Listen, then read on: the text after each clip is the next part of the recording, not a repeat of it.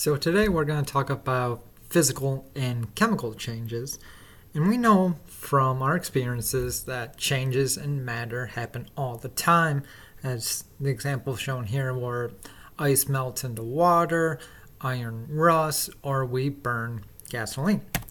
Now, since this is chemistry, we're really focused on the atomic level, and so the question is, when these processes are happening, what is happening on the atomic level? And it really depends on what type of change it is. And we have two types of changes. We have physical changes and chemical changes. So first, physical changes. If we're only changing the outward appearance, but not the actual chemical makeup of the molecules, then this is a physical change. Now, the opposite of a physical change is a chemical change, and that is where we are actually changing the atoms in the molecule. A good example of that we should all be familiar with is rust. So here on this nail, we have iron atoms, which are these brown atoms.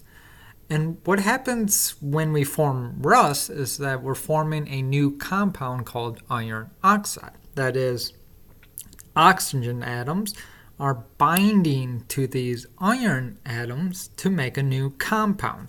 Since we're changing the molecular structure of our compound, we say that is a chemical change. And with these physical and chemical changes, we can define physical and chemical properties as well. So a physical property is just a property that a substance has that doesn't change its composition. The examples of this are smell, so odor. Just smelling something does not change its chemical composition, nor does tasting something or its color or its outward appearance, melting point, boiling point, and density. All these properties do not change the composition of the molecules, so they're physical properties. While if you're really doing something to the chemical and you're changing the molecules, we call that a chemical change. So if you burn something, so if you burn gasoline, you're taking these carbon molecules and turning it into carbon dioxide and water. So that is a chemical change.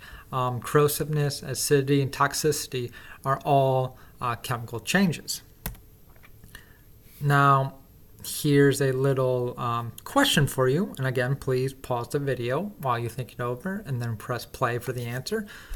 For these properties of isopropyl alcohol or rubbing alcohol, is it physical or chemical? So take a second or two to think about that. Right, and so the answers are colorless, it's a color, so it's a physical. Being flammable, that's its chemical property. Liquid is at room temperature, that's its melting point or freezing, or melting point, yeah. So that's a physical property. Like we said in the previous slide, density is a physical property. And mixes with water, that is a chemical property. So that is all for today, and I will see you in the next video.